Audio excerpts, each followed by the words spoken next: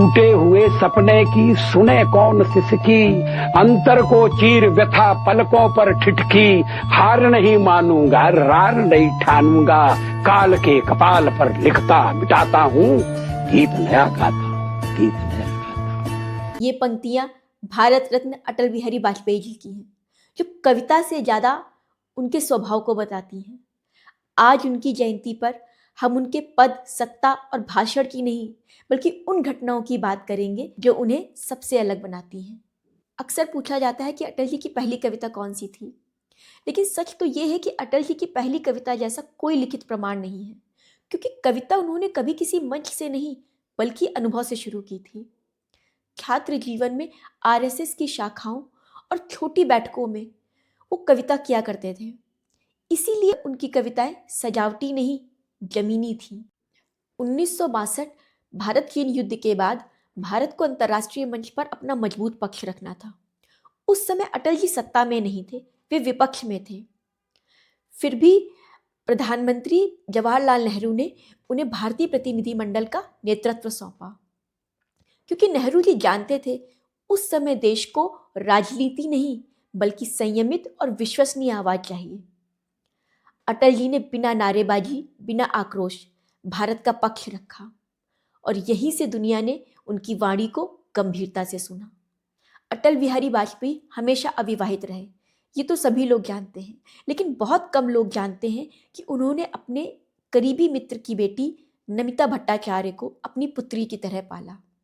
वे पारिवारिक कार्यक्रमों में जाया करते थे, जिम्मेदारी निभाते थे, लेकिन कभी इसका प्रचार प्रसार नहीं किया। उनका निजी जीवन हमेशा सार्वजनिक शोर से दूर रहा। अटल जी बहुत कम बोलते थे, लेकिन जब बोलते थे तो लोग सुनते थे। संसार का विरोध मोल लेकर हमने अणु परीक्षण किया, किसी दबाव में हम नहीं आए।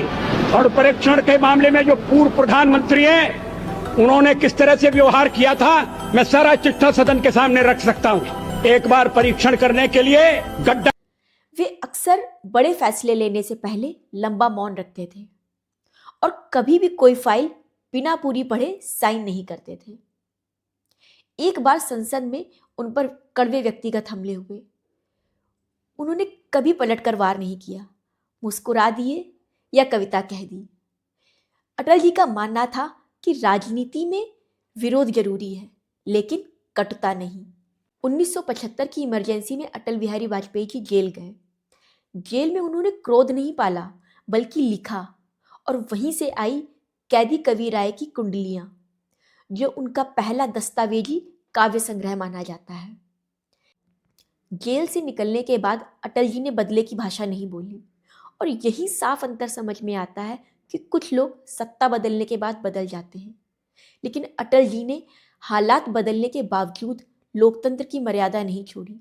वे हर परिस्थिति में लोकतंत्र के साथ खड़े रहे।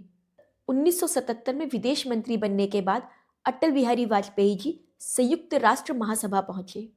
जब पूरी दुनिया अंग्रेजी में बोल रही थी, उन्होंने हिंदी में भाषण दिया। वसुधैव कुटुंबकम की परिकल्पना बहुत पुरानी है। भारत में सदा से हमारा इस धारणा में विश्वास रहा है कि सारा संसार एक परिवार है। यहाँ मैं राष्ट्रों की सत्ता और महत्ता के बारे में नहीं सोच रहा हूँ। आम आदमी की प्रतिष्ठा और प्रगति मेरे लिए कहीं अधिक महत्व। और ये पहली बार था कि यूएन में हिंदी में भारत की आधिकारिक बात रखी गई। ये कविता नहीं थी, ये एक साहसी कूटनीतिक निर्णय था, और ये संदेश था कि भारत अपनी भाषा में भी दुनिया से बात कर सकता है। प्रधानमंत्री रहते हुए भी अटल जी का जीवन बेहद सादा था। उनका खान पान साधारण था, रहने का ढंग बिल्कुल सरल था। अटल जी को अपने ऊपर लिखी किताबें पढ़ना पसंद नहीं था। वे कहते थे कि आत्ममुग्धता नेता को कमजोर बना देती है। अटल बिहारी वाजपेयी तेज आवाज नहीं, गहरी सोच थे। शोर नहीं, स्थिरता थे। वे सत्ता में थे, लेकिन अहंकार में नहीं थे। शायद इसीलिए विरोधी भी आज भी उन्हें सम्मान से याद करते हैं। अटल उनका नाम था, लेकिन अटलपन उनके चरित्र में था। अगर इस वीडियो में अटल बिहारी वाजपेयी से जुड़ी कोई भी बात आपको जानने लायक लगी हो, तो वीडियो को लाइक करें और चैनल को सब्सक्राइब करें। जय हिंद।